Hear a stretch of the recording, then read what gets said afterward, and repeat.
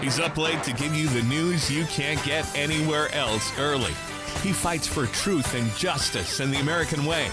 Please welcome our pal from the Paragon Trust Company, the real Tony D. Tony D'Angelo. All right, our good pal Tony D'Angelo sitting on top of the Desmore Oil Bugbee Plumbing Independence throne here on 94.9, and we get him every single Tuesday to chat about the world of everything. And you can follow him on Twitter. Again, Tony D'Angelo 7. Also, you gotta subscribe to his YouTube page. It's fantastic. Tony, good morning. How are you? Good morning, Lee Elci. Good morning, everybody, and proud to be among you. All right, my friend. So we're going. You want to start with what we talked about with Hennessy? Yeah, this is kind of a departure from what we had previously planned. I was intrigued yesterday by Jack Hennessy's interview with you and with Greg Howard. And there's a lot just in what I had seen. There's so much coming in this. I've shared a good piece of it with George Colley, and this is the kind of thing I believe George could really get his teeth into. But just some observations on my part. Mr. Hennessy said that this was a bare statement by him that a Connecticut limited liability company known as Park City Consulting was being used to funnel substantial amounts of money from many Democratic figures in a get out the vote effort in Bridgeport. Now, and he also made the statement, which remains undisputed, that a number of payments went from this limited liability corporation, a.k.a. LLC, people hear that term all the time, to Wanda Jeter Pataki of Where's Wanda fame, Wanda the ballot stuffer, as Jesse Waters calls her. And this incredibly obvious development, hit me like a ton of bricks. And it rang. I asked you yesterday, full disclosure, I said, please give me this audio from Mr. Hennessy. I want to put it on Twitter. I want people to see what this gentleman is saying. And, last night, I was doing my studying for the show, and, I think it was a near riot on Twitter. I think we had thousands of people that were just like, what the hell is going on here? And people are just, like Linda from Basra was, justifiably irate, but yet the political establishment doesn't really seem to care, what the heck is happening. And, you can't deny the reaction.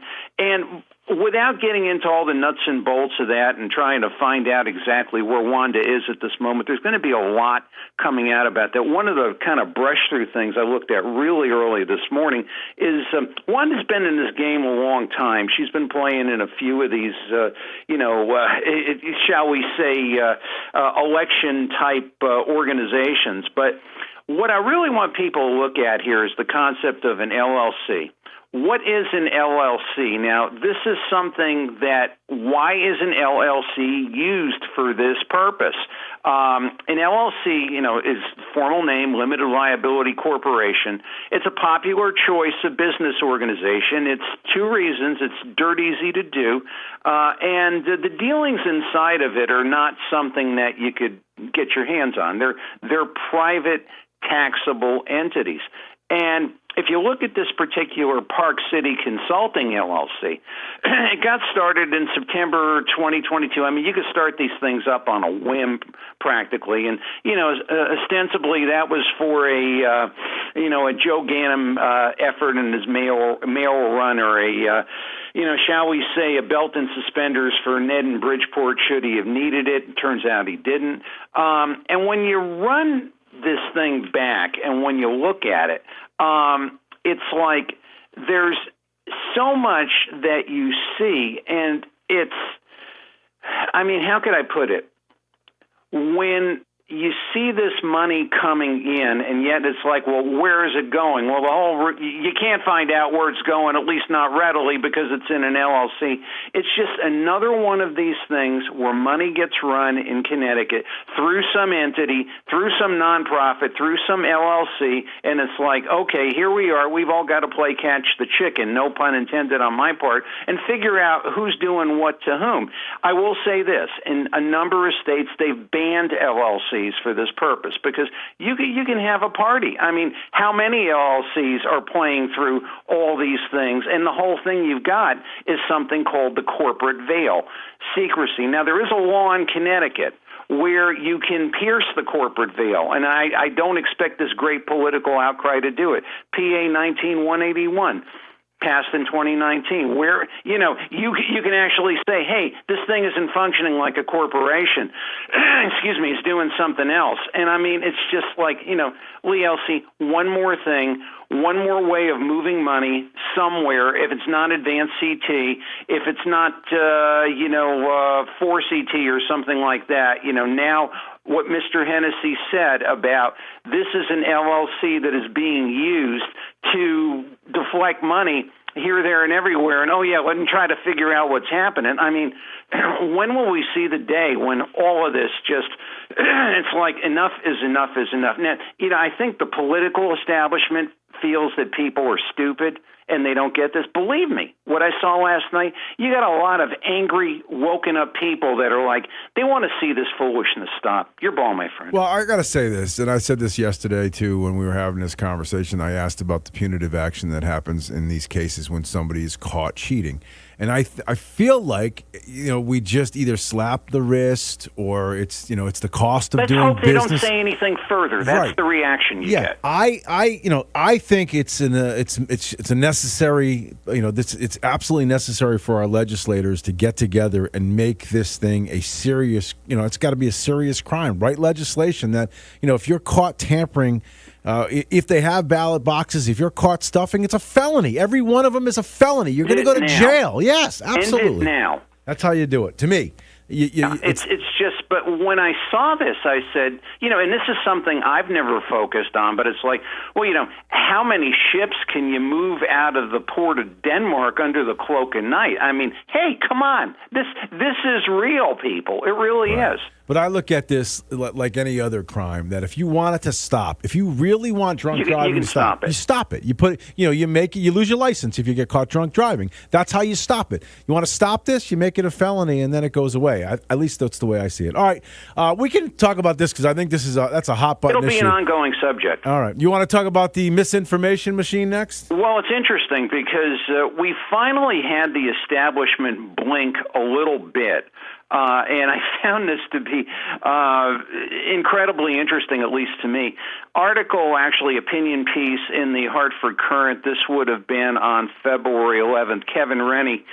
Title of it, How Lamont Speak, Border Issues and Saudi Money Reflect on Connecticut. So now the establishment, is saying, oh, yeah, this really has a bearing on Connecticut. And I'm over here saying, my Lord, Mr. Rennie, no stuff, Sherlock. What do you think I've been doing here for 6 months? What do you think George Colley was doing before me? So now, now that the ship is getting ready to hit the rock, we're going to say something. But basically, one of the things I found interesting in Mr. Rennie's piece was that he, like me, ostensibly was probably watching the hearing last week of the Senate Permanent Committee on Investigations with Dick Blumenthal and Ron Johnson, United States senators, and they were grilling the consultant firms that we've all known and loved on this show, McKinsey, Boston Consulting, Teneo, about, what did you do, who did you tell, and that kind of thing. And, of course, they're not saying anything. They're claiming that the Saudis will have some very, shall we say, sharp words for them should they run afoul, but there's going to be more hearings. It'll be interesting to see where it develops. I don't think it's going away anytime soon. And what really caught me was Mr. Rennie's last paragraph. and he was talking about actually the second to the last paragraph and he mentions Bob Stefanowski and the whole Saudi Bob thing, and then he goes on to say Anne Lamont, the governor's wife, heads a venture capital firm that received a Saudi investment of an unknown amount last year. Governor Lamont said he learned of the investment when he read about it in the press. Now, his last paragraph's a killer. Here's a suggestion to legislators concerned about the creeping influence of a nation that is not free, i.e., I guess, the Saudis. No state contracts to any consulting group or its subsidiaries until they comply with Senate subpoenas. Let's underscore that United States Senate subpoenas seeking to determine how lethal those desert kingdom tentacles have grown. And the several things to point out here. Mr. Rennie's looking at it like I've been looking at it for 6 months. Connecticut legislature ain't going to do, ding-dong about this thing. You've got to wait for, something to come from Washington once again. And it's like a part of me says, Kevin, why are you feigning ignorance here of the whole thing of it's not just the legislature. It's the nonprofits. It's Advanced CT. It's 4CT. It's the UConn Foundation. It's how McKinsey played to that. And it goes to the whole thing of, what's happening here? Well, we've been telling you, Sherlock, what's been happening here for 6 months, that the Saudi money is basically driving policy in the state to a large extent, or at least to the extent we can see, Lee Elci, with the whole electric car push. And it's like, this is like, if you did nothing but watched Connecticut news or CTN, or if you did nothing but that, you don't find out what's happening in the rest of the world. What's happening in the rest of the world is that the Saudi Public Investment Fund has a lot of money invested in e-chargers. They're trying to put up charging stations, and they're doing what they can to manufacture the e-cars in their domain and to sell them. Now the sales, and this is another thing. This is all over, the business journals, the Wall Street journals. The sales have been awful, terrible. And I mean, Volvo pulled out of them, Ford pulled out of them. So I mean, and here we are in Connecticut thinking we're going to save the air and put up all these charging stations. Ain't going to be no cars, ain't going to be no people driving them. And it's like, this is where the bread gets buttered. And I just get so angry when, 3.5 years we've started on this thing, and most recently, the last 6 months, we're talking about Saudi Annie, and it's like, oh yeah, we've got an issue. Well, gee guys, where were you when the lights went out? If you were there when I was there, when George was there, when Bob Swick was there, we would have gotten a whole lot farther with this thing, and it's like now we're just about beginning to dance in the raindrops. It just angers me. I mean, this is not anything. This is not some conspiracy. This is not some tall tale. This is real. Pick up a Wall Street Journal and read it. Look at, Al Jazeera. Look at some of these other sites. This is the world, and it's landing on our doorstep. And I mean, it's like, well, now let's wait to see what comes out of the Senate. Yeah, Mr. Rennie, I'm looking at that too.